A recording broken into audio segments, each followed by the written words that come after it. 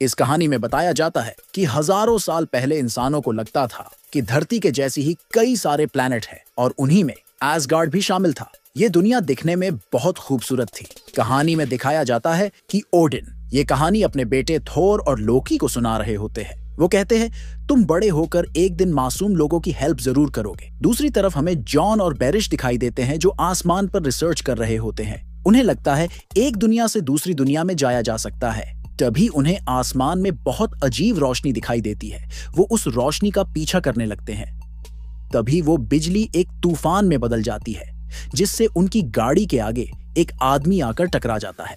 फिर हमें एसगार्ड को दिखाया जाता है जिसमें थोर और लोकी बहुत बड़े हो चुके थे। एसगार्ड में आज जश्न का माहौल था क्योंकि थोर का आज राज्याभिषेक होना था।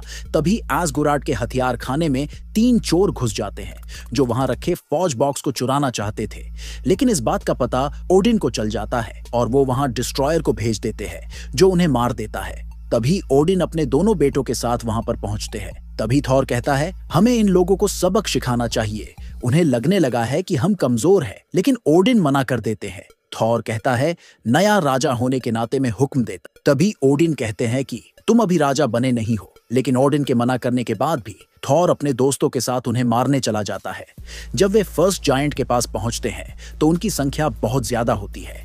तभी उसके दोस्त कहते हैं, हमें यहाँ से चलना चाहिए। थोर भी वहां से जाने लगता है। तभी फर्स्ट जायंट कहते हैं, तुम कायर राजकुमार हो, जिससे थॉर को गुस्सा आ जाता है और वो उससे लड़ने लगता है। लेकिन उनकी संख्या काफी ज्यादा होती है जिससे थॉर का साथी जख्मी हो जाता है। यह देखकर एक मॉन्स्टर उनके पीछे जाने लगता है। वो थॉर के दोस्तों को मारने लगता है। फिर थॉर उन्हें बचाने के लिए पहुंच जाता है और उस मॉन्स्टर को मार देता है। लेकिन थॉर अपने साथियों के साथ चारों तरफ से घिर जाता है और उन्हें मारने लगते हैं। तभी ओडिन वहां पहुंच जाते हैं और उन्हें बचा लेते हैं। ओडिन थॉर को डांटते हैं। तभी थॉर ओडिन पर गुस्सा होता है और ओडिन को सुनाने लगता है, जिससे ओडिन कहता है, तुम राजा के लायक नहीं हो, और थॉर से सारी शक्तियां छीन लेता है और उसे अर्थ पर भेज देते हैं और साथ ही हथौड़े को ये कहकर फेंक देता है कि जो इसके लायक होगा वही इस हथौड़े को उठा पाएगा और उसमें थॉर की सारी शक्तियां आ जाएगी। दूसरे तरफ जो गाड़ी से टकराया था वो कोई और नहीं बल्कि थोर ही था। वही दूसरी तरफ उसका हथौड़ा 100 मील दूर जाकर गिरता है।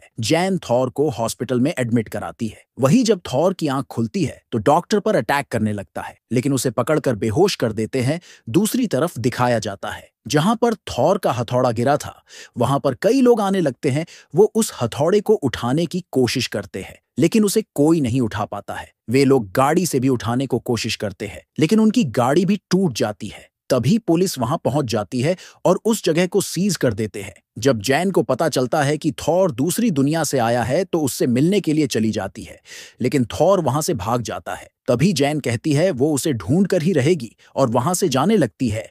तभी थॉर उसकी गाड़ी से टकरा जाता है। फिर वे लोग उसे अपने ऑफिस ले जाते हैं और खाना खाने के लिए देते हैं। तभी थॉर को हथौड़े के बारे में पता चलता है और उसे लेने के लिए निकल जाता है। रास्ते में वो जैन को अपनी दुनिया के बारे में बताता है। फिर थॉर अपने हथौड़े के पास पहुंच जाता है, लेकिन उस जगह को पुलिस वालों ने सील कर दिया है। लेकिन इसके बाद भी वो हथौड़े को लेने के लिए निकल जाता है और सभी गार्ड को मारने लगता है।